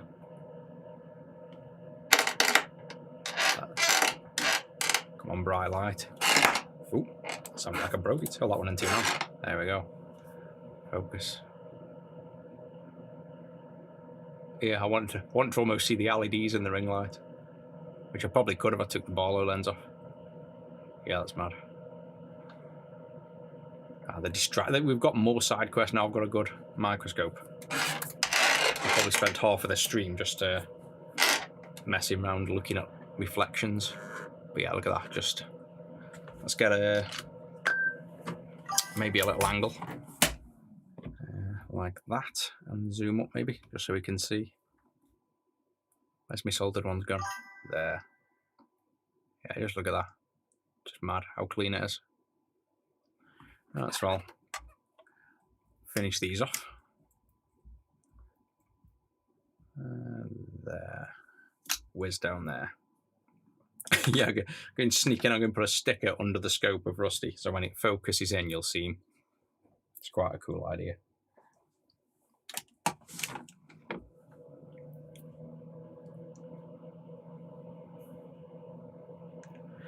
What's this job called? We're soldering at the minute. We're just fixing a retro console.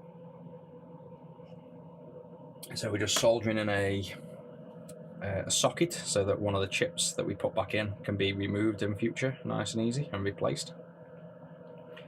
And this UniBIOS for the Neo Geo will also make it capable of doing arcade stuff and have a bit better diagnostics.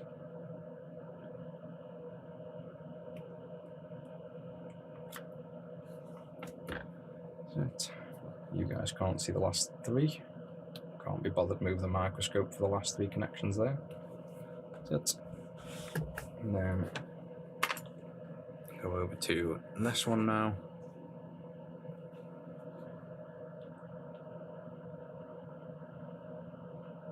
Don't let me forget to fix that trace as well. The fifth pin down it was on the RAM that we fixed.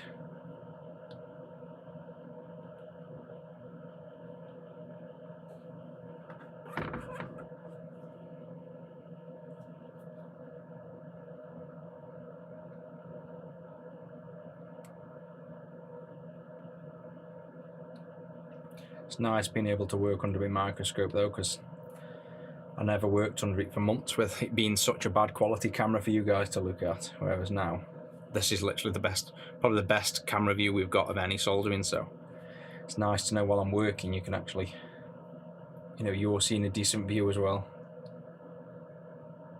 There we go. Easy peasy. I don't know why I turn these lights off every 2 minutes, because you have to turn them back on anyway. That's the BIOS done. So same idea now for the other sockets.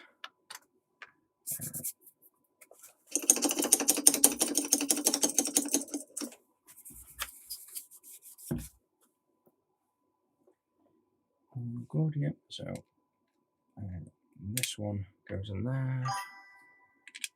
This one in there. Now, am I going to learn my lesson and maybe use a sponge to hold these in? That's probably a good idea, isn't it? So I don't burn myself. And I can actually rest them, push them down. There we go. Hands free. Oh yeah, the algorithm for my videos, they never get shown anyway. I've got 2 YouTube channels with 60,000 viewers, and I get like 10 people in them. I've never been pushed on the algorithm. So you need to share it about. Right, they are. Yeah, they're all fixed in. So we can blue tack. Zach always nicks it because he loves just squeezing it together and making balls out of it. That, and if you ever send the console in that comes with that blue thermal paste, it ain't going back with it because Zach nicks it. So you know, like the Xbox Ones where they come with that blue tacky thermal paste, yeah, that's gone. He replaces it with pads and keeps the gunk. So much so I even brought specifically a tub of it for that reason, which I think it's on the desk. Oh yeah, look. So just so you know, I'm not lying. There's all of the stolen gunk. He stabs tweezers in, and yeah. So that's customers' Xbox stuff. And then I've got the other tub. Yeah, so to try and stop the thievery, I even brought him a little tub of it, and it wasn't good enough. It was needs the original stuff. So your consoles will still work, but you're definitely getting thermal pads instead of putty.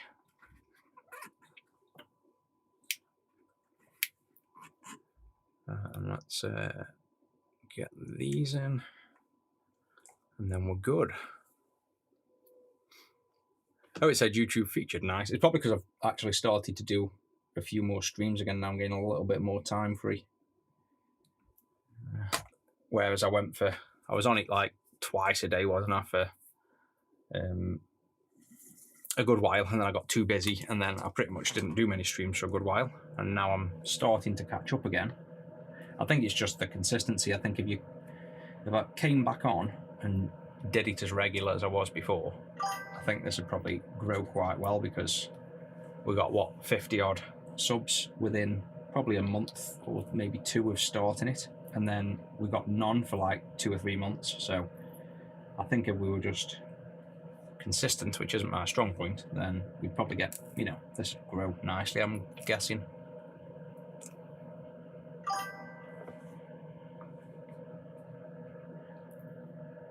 Oh, the new AES, yeah, everyone's on about it. I mean, I'm excited for it. I'm still debating up whether to buy the white one or the black one, because I like the white one. I'd buy the white one, but because of the cost, I don't want to buy both. And the fact I've already got multiple AESs and MVSs, and even I've got an MVS in an AES case. There's like, I've got so many of them, and yes, they're amazing, and I do play them. Like, I play Metal Slug on it all the time in the games room. I can't justify buying 2 of them at the minute, so it's a toss-up between the white and the black. Like, I think I'm going to probably end up going, I don't know. See, I love the fact that it's like brand new and in the shell, and I kind of want it for that reason, to be all matching the original. Oh, Nick's on holiday. Everyone's on holiday at the minute. I'm going a log cabin again in a few more weeks. Keep taking Rusty little log cabins all the time. Just chilling on the sofa watching midday TV and just doing software when I'm away. Yeah, so I'm torn up between basically buying a white one, because that's the first thing I would have brought looking at it, and wanting the original one. But I'm definitely going to buy the Metal Slug remade game, because they're crazy expensive as the originals. So to get a nice complete in-box one, even though it's a remade one, I'm excited for that.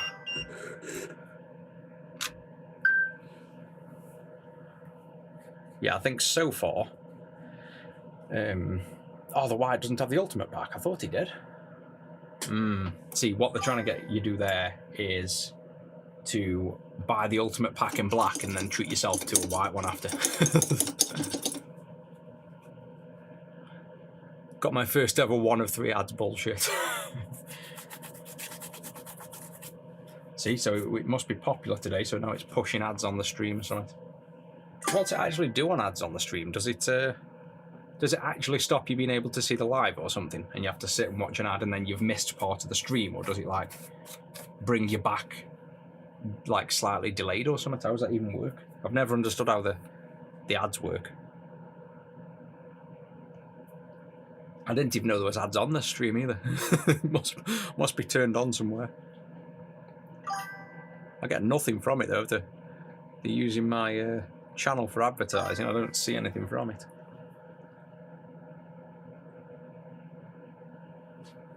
Ah, split screen, that makes a bit more sense. Yeah, I'll have to look at the ads, unless it's just... Do they just do that with streaming? Like, is that something that's just on by default? Because I've never knowingly turned on ads on it. Right, that is the work done. We need to now fix that trace, don't we? So, it's the anniversary note. Oh yeah, the anniversary and ultimate. Yeah, I'll have to have a little look again. Oh, there you go. Yeah, if you sub, you get no ads as well. Yeah, sorry, that can be the incentive anyway, can't it? Hopefully, people like the stream enough that they sub to it instead of not bothering. Like either do the ads or the subs, isn't it? I guess, but I need to make sure YouTube give me that juicy 50p a month so I can buy 3 coffee beans.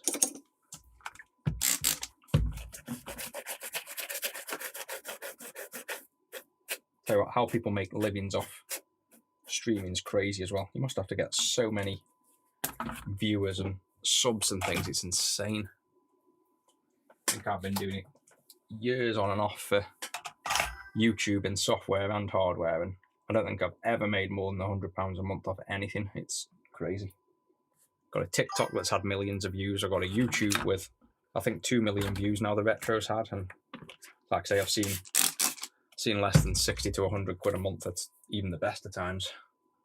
But I'm not exactly one that tries to figure out how to make money off it anyway, so maybe if I paid a bit more attention, I'd figure it out.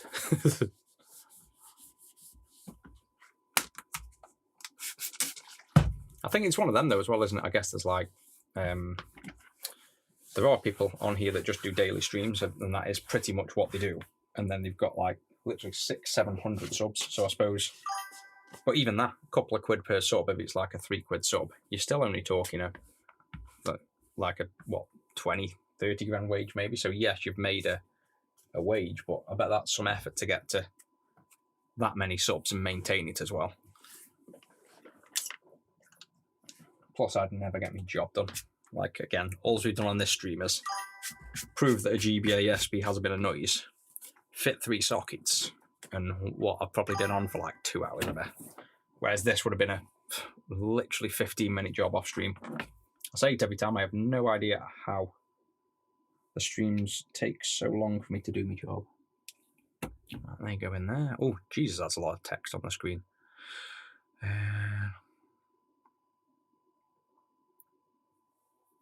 Yeah, I think I'll have it. Well, like I say, I'll leave the stream as it is for now instead of messing with the settings again. But if subs don't get ads, then I guess that's better anyway. You don't want people paying to sub to your channel and then be getting chucked with ads. That'd be ridiculous. What am I doing? You wanted a Unibios, so yeah, let's just do it all at the same time. I was about to say I'll fit that first, but let me do a Unibios. If I've got one, I bet I haven't got one now. Diag BIOS, normal BIOS, diag normal, the M1 chip, diag. Well, I've got 100 diagnostics BIOS. Okay, I'll do the Unibios after then. I don't even have one on hand. Not that it matters anyway. It'll boot up with the Unibios message. So I'll do that after. I don't have one to hand. I'll have to go and fetch one and program one. So let's fix this then. 5th trace from the left, and it was on, oh, where was it? The bottom pin to the top. If I've got this right.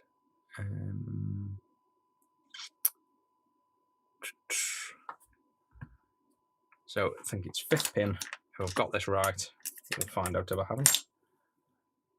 1, 2, 3, 4, 5. So it's this pin below the dot to this pin here. I think. Oh yeah, I think the money would be in the subs, in like the sponsors and things, the people that want to be like how JBC are on here. They'd be normally like the things that would pay to be on your channel.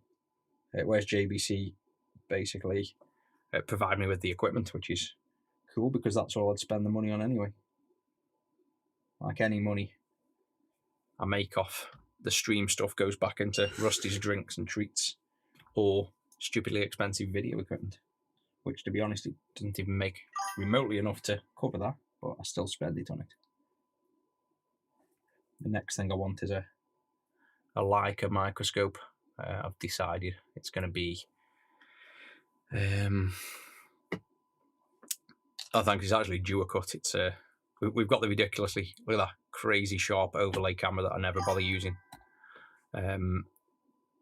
Yeah, I approached Blackmagic and Leica as well, see if they wanted to sponsor the channel, but never heard anything back. So then I just ended up buying the Blackmagic stuff, and then knowing me, I'll end up buying the Leica stuff as well. I'm not one for patience. If I want something, I want it. But the Leica's like,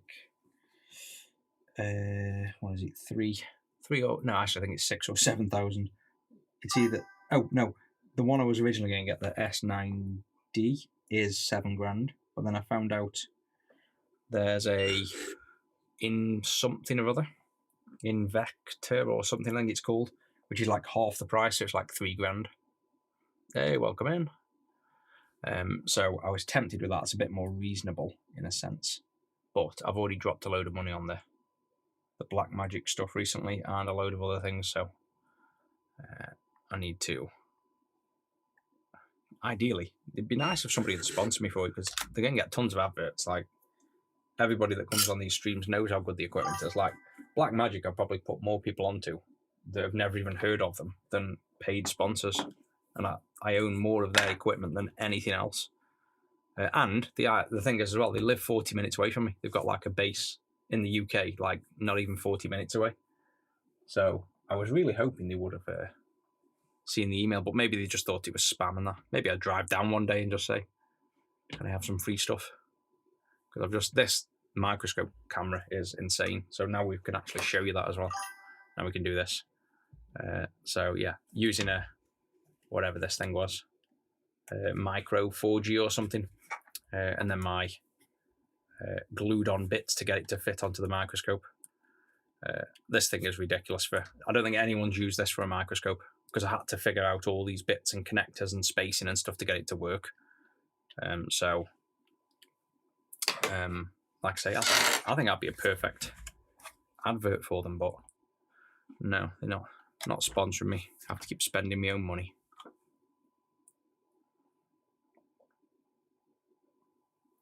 Right, so we're good to test this, aren't we? Go back to this camera then. Maybe zoom in a bit. Yeah, I'm glad we've gone back to this zoomy around camera. It's way better for getting some decent shots from the side view.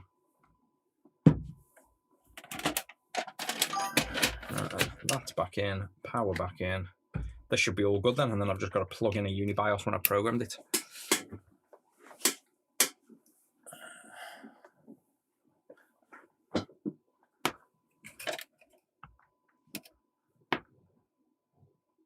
Oh, nice. Oh yeah, actually, saying that, I remember the Intensity Pro before I even knew what Blackmagic was years ago. I remember seeing that somewhere. I remember that name, but I had no idea what Blackmagic was at the time. I think it was when all the video capture stuff was about, wasn't it? Like the HDMI game capture, when it was pretty much brand new. It was like the only thing you could capture with. Right, we're in there. HDMI on screen. So this should just be working again now. Now everything's, hopefully it is, and we haven't broke more stuff. Nice. So, quick test of, it's got to be Metal Slug, hasn't it? Oop. Try not knocking the console while you've got it running. Let's get Metal Slug out. Well, let's get the flash cart, because that'll give it a good intensity test as well.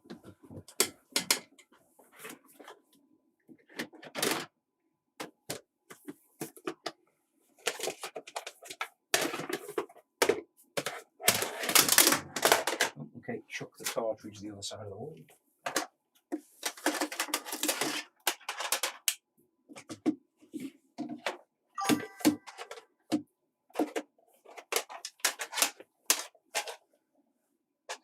They can go in the snares tub.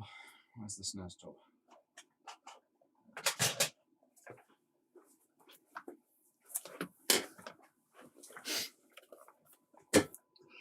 Oh yeah, they've just released a load of new stuff as well. Blackmagic, tons of. They've gone with like IP 1000G stuff now, so like Ethernet, fiber optic Ethernets instead of SDI, and they've released a whole load of new stuff. I might have to joystick.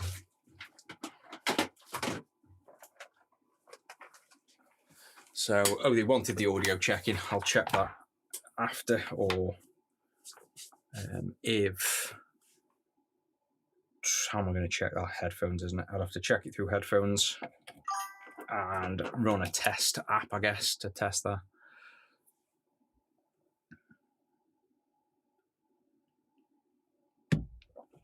That'll be dirty game slot. So a lot of the corruption you can get from just the game cartridge slot being dirty, or not, or it can be, yeah. So see, this is just bad game slot, and to be honest, it's not bad game slot. It's this Neo. That's why I kind of knew what it was going to be. This Neo SD is shocking. So the shell broke, that's why it's got tape everywhere, and this is a £700 device. It had to be taped back together, and it's never really worked perfect from the start. So that's why I kind of knew what that was going to be. So it's got a little bit of ghosting. Brightness is a little bit under. So I'd say you'd benefit from having this clean RGB, fixing the voltage levels. And yeah, I need to use RGB more on the snares for the SCART cable would work. Yeah, if you post a message on Discord or wherever, send me a photo of the colours. I'll be able to tell you if they're off. Probably go in test suite like this. This would be the best thing. Right, so what did I come on here for? Oh, audio. I was going to play Metal Slug, but let me test the audio while I'm here. Right,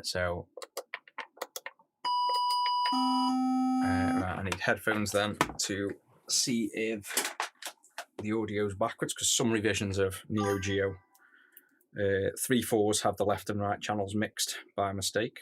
You wouldn't notice going to the TV because unless you use the stereo cable, you won't ever hear it because it's mixed in. It's still stereo, but mixed into a single speaker, basically, like the same output comes out of both.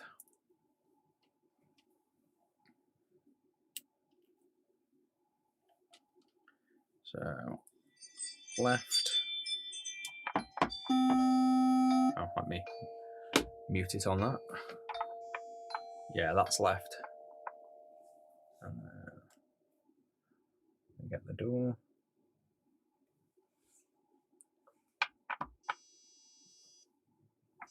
Oh, that's not left, that's both. Open gates.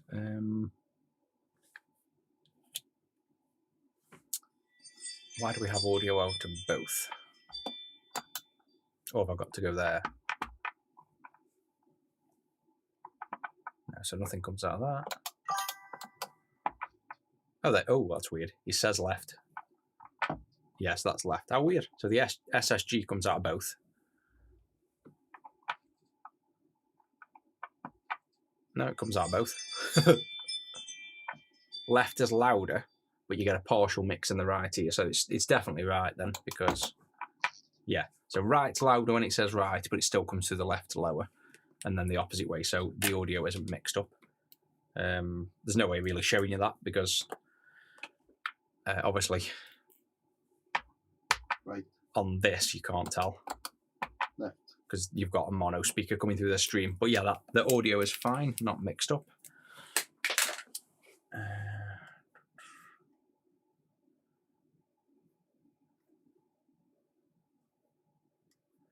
And what else is there? Bit of Metal Slug and we're done, I think. So let's reset the console. Oh, thanks for the membership renew. Why do I keep going back to this with reset? You have to turn it on and off. Or is this set to boot up? Oh yes, I think you have to hold start, if I remember rightly, with the flash card. There we go. Right, so Metal Slug. I think I've got them in. I can't remember how to use this thing. I think you store 4 of these in Flash already, but how do you get to it? Load options, filter, T5. Because this takes forever to load a game in. Sorry, we'll just load it in. Super Vehicle 1. Oh, there you go. Slots, Flash, empty, Metal Slug. There we go. Metal Slug 2. So, how do I load these slots? I can't remember. I don't want to bother overriding them then. Does it just load with A, C, 3 count, launch, current game, 3 count bout. I genuinely can't remember what button you press on this thing to load from Flash. Start. No. Sorry, it's going to be quicker to load it than try to remember how to load it out of the Flash slot. chuck it in that flash slot and late right. There is a way to obviously load off the 4 RAM slots because this takes ages.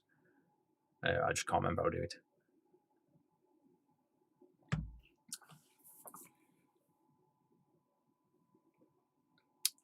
Delaying lives, auto captioning. Yeah, no doubt. It's probably, I presume I'm mostly in sync on the audio with talking, in which case then, yeah, it's just the captioning that's out. Right, well, it didn't take too long. Right, I could do with how much lag is on this. Turn that down a bit as well. That's quite loud. There we go. Then, and this is not the best controller for it. Oh wow, this is my really messed up controller where barely any response to the buttons. I need a new one. I think my good ones are in my games room, so I've just got the dodgy one that needs new buttons. Oh yeah, this is terrible. You have to really press the buttons, so I'm not going to do well on this. This is one game you really need your buttons to be clean and working right. Free the pig. There we go. Oh no, just get points for him. Wow, yeah, this is see, that's the other thing that new Neo Geos can be good for. We can get new controllers, new arcade pads. What have you got for me? Points. Grenade. Oh yeah, this is such a dirty control pad. It's so not responsive. Ooh. Tell you what, let's put this on full. Just as I was about to say that, let's put this on full screen. There we go. Oops. Oh, wow. Perfect time to die. Come on, shite control pad. Oh, my face is in the way. Oh yeah, the camera's froze at the bottom, hasn't it? Let me toggle back and forward, or turn off chat. I know, that one's frozen. It knows I'm where are we? It knows I'm ending the stream, so it's crashed on me. So that'll do. I presume you've still got audio for now. It's trying to tell me to get off stream. I could probably fix it by just toggling it, but I'll do that in a sec.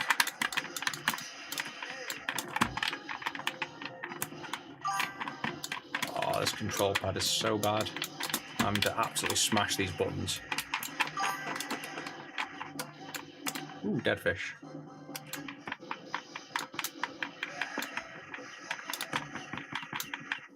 Oh, come on, buttons. Move out of the way. It's never been so hard to play Metal Slug with a control that doesn't respond to your button presses. Anyway, that's that. Let's put the chat thing back on, see if I can fix it. So we go to... which one is it? Face, is it called? Full.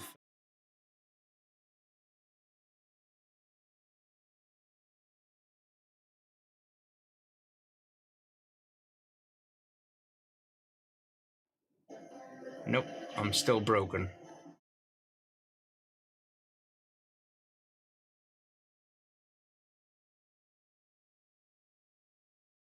No, he's officially dead, the face cam. Let me have a look. Not that we need it, I'm about to end stream, but is it turned off or something? Oh, it's turned off.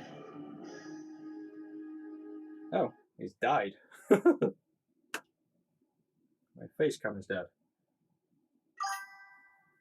Oh yeah, the actual black magic itself has died. Unless the power supply's gone funky. Let's plug the power supply back in.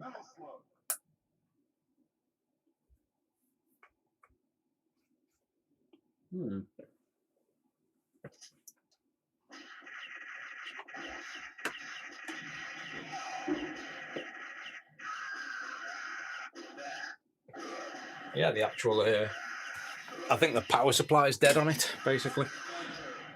So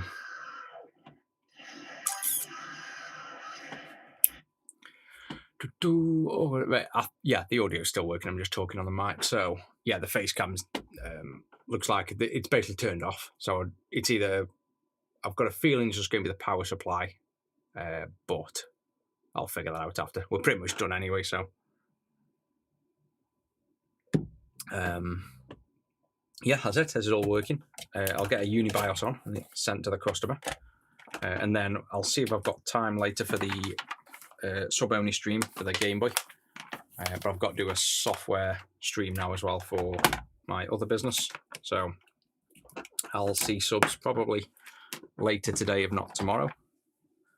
And that's it for this one, guys. So thanks everybody for joining in.